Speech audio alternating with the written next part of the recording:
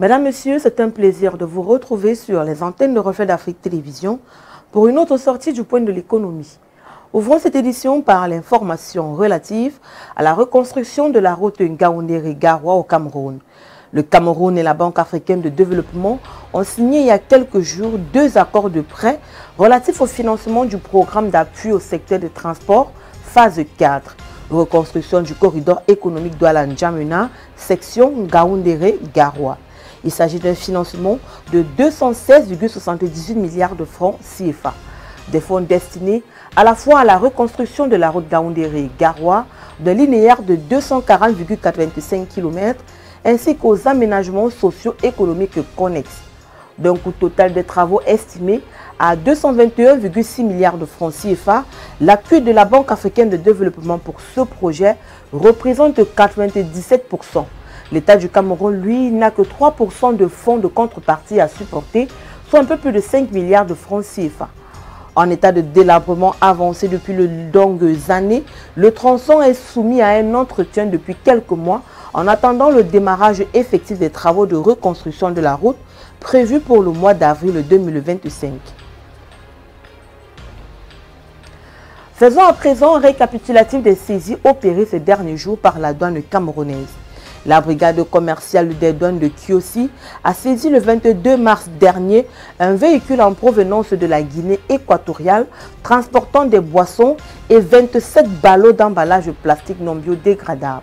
Le conducteur, refusant d'aller en douane, a préféré se réfugier dans le bâtiment abritant les services de police de Kiossi. Dans la région de la Damawa, les Gabelous, en intelligence d'action avec les militaires, ont pu aisément mettre la main sur 5 motocyclettes et des colis d'accessoires de motocyclettes à Tchabal. Toujours dans la même région, la brigade mobile de Ngaoundéré a saisi 9500 comprimés de tramadol au poste de contrôle mixte de Tchabal. Et dans la région du sud-ouest, les éléments de la brigade commerciale des douanes d'Idenao ont saisi divers précurseurs chimiques d'engins explosifs improvisés.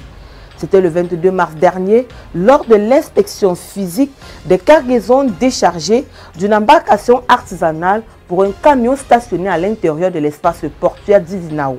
Dissimulé sous des sacs de polyéthylène, le butin est constitué de 79 sacs de 25 kg chacun de chlorate de potassium, 21 sacs de 50 kg chacun de sodium persulfate, 3 sacs de 25 kg chacun de sulfate de cuivre, 304 sacs de 25 kg chacun de polyéthylène.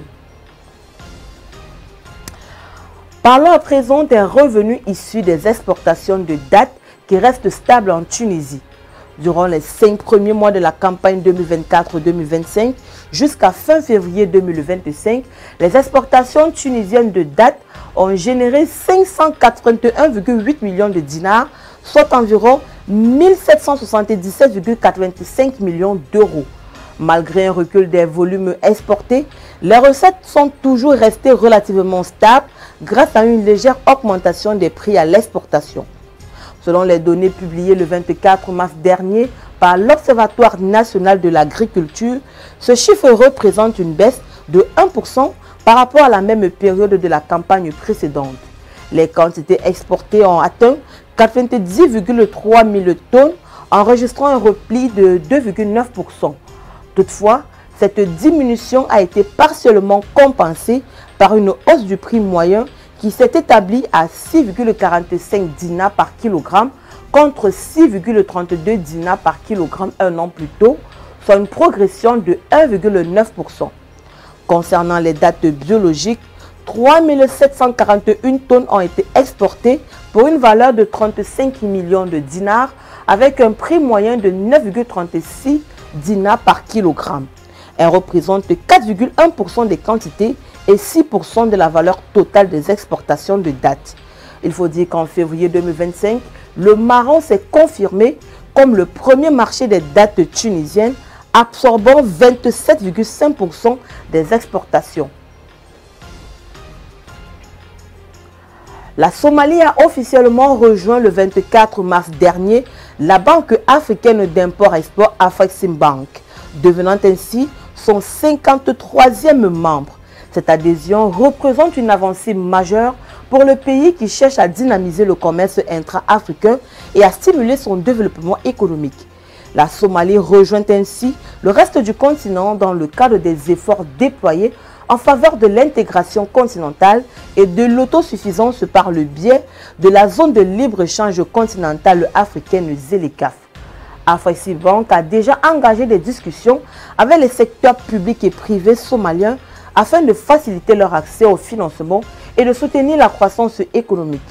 L'institution entend doubler le financement du commerce intra-africain pour atteindre 40 milliards de dollars d'ici 2026, une ambition dont la Somalie pourrait pleinement bénéficier.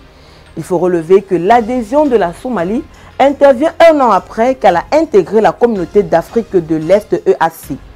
Ayant achevé son processus d'allègement de la dette dans le cadre de l'initiative en faveur des pays pauvres très endettés, son PIB pourrait, selon les prévisions du Fonds monétaire international, atteindre une croissance de 4% en moyenne entre 2024 et 2025, soutenue par l'amélioration de la production agricole et une inflation en baisse. Toujours selon le FMI, les exportations somaliennes vers les États partenaires de l'EAC ont atteint environ 0,8 millions de dollars en 2022 et 0,75 millions de dollars en 2023, avec le bétail comme principal produit d'exportation. En rejoignant Afreximbank, la Somalie pourrait accroître ses échanges et renforcer ses capacités industrielles et commerciales. En Afrique du Sud, le réseau ferroviaire est confronté à des défis considérables. L'opérateur public Transnet peine à assurer un service efficace, entraînant des retards et des coûts supplémentaires pour les entreprises, notamment dans le secteur minier. Face à ces défis, le pays a annoncé son intention de lancer un appel d'offres en août 2025, marquant l'ouverture de son réseau ferroviaire au secteur privé. C'est ce qu'a affirmé la ministre des Transports, Barbara Cressy, au cours d'un discours télévisé le 23 mars dernier. L'ouverture au secteur privé est perçue comme une opportunité de revitaliser le secteur en attirant des investissements, en introduisant des technologies de pointe et en améliorant la gestion du réseau. Par cet appel d'offres, le gouvernement sud-africain espère attirer des investissements substantiels qui permettront de moderniser les infrastructures, d'améliorer la fiabilité du service et de réduire les coûts de transport, stimulant ainsi la compétitivité des entreprises. Soulignons qu'une infrastructure ferroviaire modernisée et efficace renforcera la compétitivité des entreprises, stimulera les exportations de minéraux et favorisera la croissance économique. Elle contribuera également à la création d'emplois, au développement des régions éloignées et à l'amélioration de l'accès aux marchés et aux services essentiels. Mesdames, Messieurs, c'est ici que se referme cette édition du Point de l'économie.